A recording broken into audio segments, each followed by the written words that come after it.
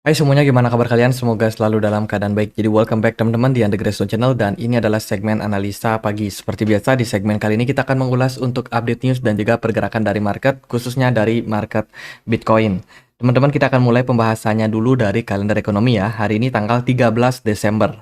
Di perdagangan kemarin, kita dapat beberapa data penting dari kalender ekonomi. Salah satunya adalah data soal inflasi, CPI, serta core CPI Amerika Serikat. Hasilnya adalah CPI mengalami penurunan secara year on year. Dari sebelumnya datanya ada di 3,2%, kemarin itu turun 3,1%.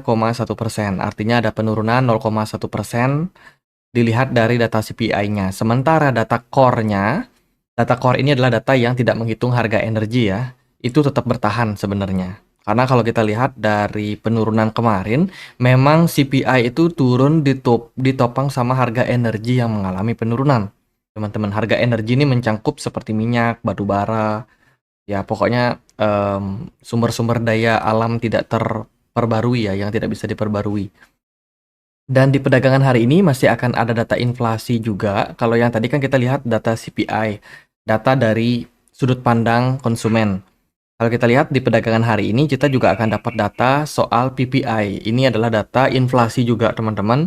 Cuman ini dari sudut pandang para produsen. Kalau kita perhatikan dari skornya atau forecast-nya, so far melihat bahwa ada potensial untuk PPI-nya mengalami tren. Kalau secara month over month atau month on month ini kenaikan ya. Tapi kalau year on year kemungkinan masih akan ngikutin data CPI-nya. Jadi kita lihat aja hari ini juga masih akan cukup volatile. Hati-hati besok masih ada event yang penting juga teman-teman, yaitu keputusan soal suku bunga Fed ya. Kalau kita perhatikan event besok itu akan ada interest rate project, FOMC economy prediction, dan juga Fed interest rate decision. Ini akan diadakan jam 2 dini hari, teman-teman, waktu Indonesia Barat. Ya, jam 2. Jam 2 dini hari itu akan ada keputusan soal suku bunga. Jadi waspada sama volatilitas di malam harinya, malam hari nanti sama dini hari besok. Itu market bisa bergejolak, teman-teman. Itu kalau kita lihat dari data ya. Ini adalah data dari Glassnode, teman-teman. Glassnode baru aja meluncurkan the week on chain week. Nah, ini adalah data soal gimana sih performa Bitcoin di beberapa waktu terakhir atau beberapa minggu terakhir. Yang kita temukan di sini adalah data soal bagaimana memang Bitcoin ini saat ini lagi dalam fase-fase banyak trader yang udah profit, teman-teman.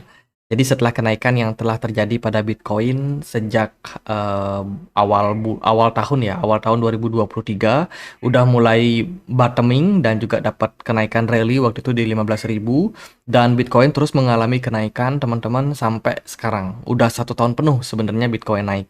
Memang sih ada beberapa siklus dia koreksi dalam, kemudian balik naik lagi, tapi at the end sekarang posisinya masih sangat banyak investor yang dalam posisi profit. Ini kelihatan dari mereka yang holder jangka pendek ataupun yang juga jangka panjang juga masih ketiban cuan, teman-teman. Dan kalau kita lihat dari Bitcoin short term holder activities in profit realize, jadi saat ini kalau kita lihat dari chartnya itu ada high profit realization. Ini adalah menunjukkan chart yang warna merah ya. Semakin tinggi chartnya menunjukkan banyak aksi taking profit yang dilakukan, teman-teman. Jadi di posisi harga Bitcoin kemarin di 45.000, 44.000 something gitu, itu banyak yang melakukan atau mengambil aksi taking profit karena mereka udah cuan cukup gede, teman-teman. Itu. Sementara dari chart yang warna biru ini menunjukkan bahwa mereka yang mungkin short term holder ya, yang udah cuan, cuman cuannya nggak sebanyak long term holder.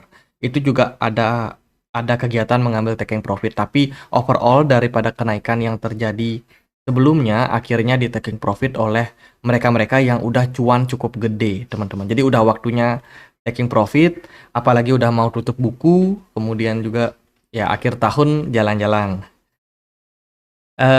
Itu sih teman-teman kalau kita lihat dari short term jangka pendek ya. Tapi overall saya melihat bahwa Bitcoin ini masih dalam posisi yang rally sebenarnya pada jangka waktu menengah, teman-teman. Cuman jangka pendek yang memang hal yang menurut saya sangat-sangat wajar. Kalau kita lihat sih dari kesimpulan yang dipublikasikan oleh Glassnode ini, Bitcoin melakukan perjalanan bolak-balik minggu ini, naik ke level tertinggi tahunan sementara sebelum dijual kembali, menunjukkan pembukaan mingguannya. Setelah tahun 2023 yang begitu kuat sejauh ini, rally ini khususnya tampaknya telah menemui hambatan. Jadi kenaikannya udah mulai terhambat, teman-teman. Dengan data on-chain yang menunjukkan bahwa STH ini adalah pendorong utama. Aku nggak ngerti STH itu apa, teman-teman. Mungkin short term holder ya. Mungkin STH itu adalah short term holder yang udah mulai beberapa ambil taking profit. Tapi buat teman-teman yang investing, harusnya sih tidak terpengaruh sama penurunan yang terjadi pada Bitcoin sementara ini. Itu memang ada terkonfirmasi ada aksi jual teman-teman dari mereka yang udah profit. Dan kalau kita lihat dari data yang lain, ini kita ambil dari CryptoCon ya. CryptoCon masih cukup optimis kalau Bitcoin masih bakalan melanjutkan rally-nya sampai 47 sampai 49 ribu sebagai target teman-teman. Jadi dia melihat dari MVRV ya yang telah mencapai pada titik akhir resistance ringan, belum terlalu kuat teman-teman. Saking ringannya hampir tidak terdeteksi. Tidak ada yang berubah di sini. Keluar dari warna hijau beralih ke warna merah, menunggu dengan sabar kedatangannya. 47 sampai 49. Jadi masih diprediksi bakalan ada kemungkinan melanjutkan tren kenaikan. Ya, kita nggak tahu teman-teman, masih ada data-data ekonomi yang kita masih akan lihat ya. Itu. Kemudian dari tren teman-teman, saat ini tren para para miliarder atau bilioner lah, kita bilang bilioner ya teman-teman, sekarang itu banyak sekali yang mulai beralih ke negara Uni Emirat Arab, khususnya kota Abu Dhabi. Abu Dhabi salah satu menjadi pusat di mana mereka sangat melindungi yang namanya kekayaan para bilioner ini. Sama seperti Cayman Island, Switzerland, British Virgin Island, negara-negara yang bebas pajak, teman-teman. Termasuk juga negara di Emirates ini, di Uni Emirates ini, Abu Dhabi itu salah satu negara yang sangat ramah terhadap bilioner. Nggak heran beberapa investor-investor besar seperti Changpeng Zhao, kemudian India Adani Family ya yang punya tambang batubara itu, kemudian fund manager Ray Dalio, kemudian Vladimir Lysin ini juga banyak yang invest, punya rumah dan juga berbagai macam aset mereka taruh di Abu Dhabi, Uni Emirat Arab. Jadi karena memang saking ramahnya terhadap perpajakan, regulasi dan lain sebagainya di sana. Kemudian ada berita datang dari China yang verifikasi warganya, teman-teman, untuk identitas. Mereka menggunakan blockchain berbasiskan blockchain ya, teman-teman. Jadi ini berita cukup kontroversi menurut saya, di mana kita kan tahu nih bahwa yang namanya Cina itu ngeban Bitcoin, ngeban kripto. Cuman dia tidak serta-merta yang namanya melupakan teknologi di belakangnya, yaitu blockchain. Baru-baru ini mereka mengabarkan teknologi blockchain akan digunakan untuk memverifikasi identitas nama asli dari 1,4 miliar penduduk Tiongkok.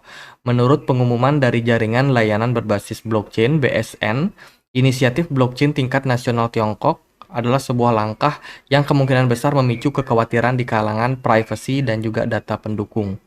Kementerian Keamanan Republik Tiongkok mempelopori inisiatif yang disebut sebagai Real DID ya, dengan bantuan dari BSN. Jadi intinya mereka pengen mencatat semua data-data mereka itu di blockchain, teman-teman. Data-data penduduknya ya.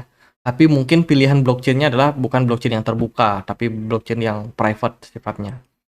Jadi itu penggunaan blockchain dari negeri China yang merupakan kabar yang cukup bagus. Kemudian ini ada kabar dari El Salvador. El Salvador baru aja mengumumkan untuk peluncuran Volcano Bond. Volcano Bond ini berhubungan sekali sama penambangan yang dilakukan dengan energi volcano atau gunung berapi, teman-teman. Panas gunung berapi. Ya, kita tahu El Salvador salah satu negara yang pro terhadap Bitcoin, sekaligus mereka punya sumber daya dari gunung berapi, teman-teman. Jadi panasnya itu dimanfaatkan untuk menghasilkan energi listrik. Energi listriknya konon kabarnya itu dipakai buat mining Bitcoin. Nah, sekarang mereka lagi mencari dana. Mereka meluncurkan yang namanya Volcano Bond dan juga baru saja mendapatkan persetujuan dari Digital Asset Commission atau BAPEPT dari apa namanya El Salvador. Jadi ini good news sebenarnya untuk Bitcoin. Kemudian dari berita yang lain, saat ini market shares dari Binance itu baru aja mengalami penurunan 30% di tahun ini. Jadi kalau kita lihat memang runtutan kasus yang menyerang Binance itu banyak banget teman-teman. Tujuannya apa ya? Tujuannya untuk mengurangi dominasi Binance untuk exchange saat ini. Jadi SEC begitu gentar ya menyerang, belum lagi senator-senatornya Elizabeth Warren dan lain sebagainya. Itu memang gencar banget nyerang Binance. Sebenarnya sih bukan cuma Binance sih, exchange-exchange lain juga. Apalagi yang mereka menargetkan target market untuk orang-orang Amerika. Itu benar-benar dijegal, teman-teman. Karena pasti ya mereka akan lebih pro terhadap penggunaan exchange lokal mereka. Ya Coinbase, teman-teman, bukan dari luar. Jadi harus dijegal supaya tidak sampai mendominasi. Karena kalau Binance sangat-sangat mendominasi, itu dianggap ancaman untuk negara Amerika Serikat. Itu teman-teman. Kemudian ada berita yang lain datang dari KuCoin. Ini KuCoin baru aja shutdown in New York. Maksudnya shut itu apa ya? Tidak boleh memberikan kesempatan untuk warga New York menggunakan akses ya, menggunakan exchange dari KuCoin, teman-teman. Itu KYC-nya sudah di stop. Jadi bagi mereka yang berasal dari New York itu nggak boleh melakukan KYC dengan KuCoin, dan KuCoin pun diwajibkan untuk membayar 22 juta US dollar sebagai tanda mereka apa namanya menyetujui kesepakatan dari hukum. Jadi KuCoin ini kena kasus sebenarnya karena ya mereka dianggap menawarkan sekuritas mereka itu tanpa izin, khususnya di negara bagian New York. Jadi kurang lebih kayak gitu, teman-teman. Jadi dikenakan sanksi itu. Kemudian ada berita yang terbaru datang dari Render. Render ini baru aja mengumumkan melakukan upgrading, teman-teman. Upgrading yang kemudian mereka juga akan mendekatkan integrasi mereka kepada salah satu platform ya, yang mana itu adalah Polygon Matic. Jadi kalau teman-teman perhatikan kemarin pergerakan daripada Render itu sempat mengalami tren kenaikan, teman-teman. Memang ada positif news untuk si Render Network ini di perdagangan kemarin. So, menurut saya ini bisa menjadi salah satu sentimen yang positif untuk pergerakan Render ke depan. Ya, integrasi mereka dengan ya Polygon Matic. Kemudian juga ada Celestia, teman-teman. Celestia to integrate with Polygon CDK for data availability in 2024. Ini juga berita yang cukup bagus di mana CDK ini Celestia Development Kit software ya, software yang ada di Celestia yang baru aja kompatibel integrasinya sama Polygon, teman-teman. Ini tentunya akan meningkatkan yang namanya blockchain modular yang konon kabarnya sempurna, teman-teman, tidak membutuhkan layer apapun. Mereka di dalam satu blockchain mampu untuk menyelesaikan masalah-masalah trilema blockchain dan sekarang meningkatkan skalabilitas mereka ke jaringan yang dimiliki oleh Polygon Matic. Jadi good news kemarin untuk Celestia sama Polygon. Lalu bagaimana untuk pergerakan dari market, khususnya market Bitcoin? Di perdagangan kemarin, kita sempat melihat kenaikan sedikit terhadap pergerakan dari Bitcoin. Mungkin ada beberapa teman-teman yang optimis ya. Optimis lihat Bitcoin, wah ini Bitcoin naik ke 42.000. Ternyata di level tersebut ada resistance yang menahan pergerakan dari Bitcoin. At the end of the day, harga Bitcoin kembali kena reject di level tersebut. Nah, kalau menurut saya sih pergerakan Bitcoin ini sudah masuk ke fase korektif, teman-teman. Saya melihat seperti ini. Dari volume perdagangan itu cukup bagus ya di perdagangan kemarin, tapi dari smart money-nya ini melemah luar biasa. Smart money-nya udah turun, teman-teman. Yang menandakan bahwa aksi kenaikan kemarin itu memang ditunjang oleh banyak sekali mungkin kalangan investor yang belum sempat exit. Jadi dibawa naik dulu tuh sebelum rilis data CPI kemarin. Teman-teman dibawa retrace sebentar, setelah itu dia kembali balik ke area kisaran 40.600. Jadi so far sekarang masih berada di level tersebut dengan tekanan beli yang masih kecil dari smart money. Jadi dari sini saya pribadi menilai bahwa pergerakan Bitcoin ini kemungkinan akan masuk dan mengarah ke fase koreksi. Kalau kita gunakan dari Elliott Wave teori ya, sebenarnya fase ini cukup normal teman-teman, dimana kita kan sudah menyelesaikan yang namanya wave 5. Kalau teman-teman perhatikan di sini, nah ini kita coba cek dia di time frame yang lebih besar ya. Di time frame 1 minggu teman-teman. Ini adalah wave 1, wave 2, wave 3, wave 4, dan kemarin syukurnya udah create wave 5. Sebenarnya saya expect kalau wave 5-nya itu ada di 45.500. Tapi ternyata koreksi lebih besar terjadi. Tapi meskipun begitu bukan berarti Bitcoin nggak bisa ngeflip ya, tiba-tiba balik lagi naik ke 45.500. Bisa aja teman-teman, tapi kan tergantung probability-nya seberapa besar. Jadi ya bisa aja Bitcoin naik teman-teman. Cuman kalau dari saya melihat untuk sekarang, tampaknya tekanan jual udah mulai tinggi. Mungkin hal tersebut yang bisa menyebabkan Bitcoin naik ke 45.000 kalau ada sentimen yang positif yang mendadak banget teman-teman. Bisa aja ya dia akan naik lumayan signifikan. Tapi kita lihat dari umumnya aja deh. Kalau saya sih melihat yang realistis, yang probability-nya cukup besar. Untuk saat ini saya melihat probability lebih besar itu mengarah ke fase koreksi. Jadi akan ada 3 wave koreksi, A, B, C, dan untuk wave E-nya itu akan ada 5 wave. Jadi akan ada kenaikan sebentar, kemudian balik turun lagi, kenaikan bentar, turun lagi. Jika skenario ini beneran, maka ya siap-siap aja teman-teman untuk menyelesaikan fase korektifnya. Jadi ibaratnya kayak gini. 1, 2, 3, 4, 5. Clear wave E terbentuk. Kemudian akan ada 3 wave korektif lagi untuk cari wave B-nya. Mungkin akan ada kenaikan 1, 2, 3. Create wave C, itu adalah wave B-nya. At the end kita akan kembali melanjutkan tren penurunan kembali teman-teman dengan 5 wave. 1, 2, 3, 4, 5. Jadi kurang lebih kayak gitu ya. Tapi apakah benar apa enggak? Ya nggak tahu juga teman-teman. Tergantung sekarang kita lihat bagaimana progres pergerakan market. Kalau saya sih memang lebih suka lihat dia dari kondisi smart money, volume, sama sedikit narasi. Apakah narasinya mendukung atau enggak, baru kita cocokkan sama pergerakan dari marketnya. Kalau so far kita melihat ada rejection memang di kisaran 42.000 di perdagangan kemarin. Toh juga Bitcoin kembali mengalami koreksi dan sementara belum ada indikasi pembalikan arah terhadap harganya. Jadi di sini saya membuka peluang untuk Bitcoin masih melanjutkan penurunan. Mungkin target setelahnya adalah di level 38 ribuan. Target jangka pendek. Maybe seperti itu teman-teman. Apakah benar apa enggak? Ya nggak tahu. Teman-teman bisa pantau sendiri juga ya. Kalau teman-teman punya analisa lain, teman-teman juga boleh kok untuk ramaikan di kolom komentar. Kita bisa sama-sama belajar nantinya. Itu sih dari pergerakan dari Bitcoin so far untuk saat ini, dari time frame weekly itu masih bagus teman-teman. Time frame weekly-nya so far masih cukup bagus, memang ada sedikit merah, tapi ya nggak masalah juga. Kemudian dari closing time frame daily di perdagangan kemarin ini memang agak merah ya, dan hari ini kayaknya bakalan create doji. Mengindikasikan bahwa antara buyer sama seller masih cukup seimbang, masih berimbang. Tapi kalau kita perhatikan dari time frame 4 jam, sepertinya memang kelihatan banget saat ini buyer belum terlalu aktif. Mungkin akan dikasih koreksi terlebih dahulu. Jadi saya pribadi sih menunggu koreksi aja, teman-teman.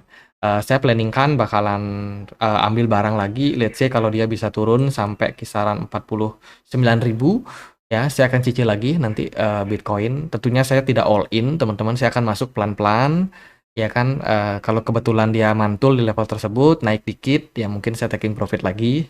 Tapi kalau dia malah makin turun, ya ya udah kita bisa pungut balik lagi di harga bawah. Target saya sih ke Fibo 61,8 aja ya, paling di kisaran 30 berapa nih? 33 lah, 33.400, atau kita bisa bulatkan aja jadi 34.000. Itu akan jadi target saya untuk melakukan DCA.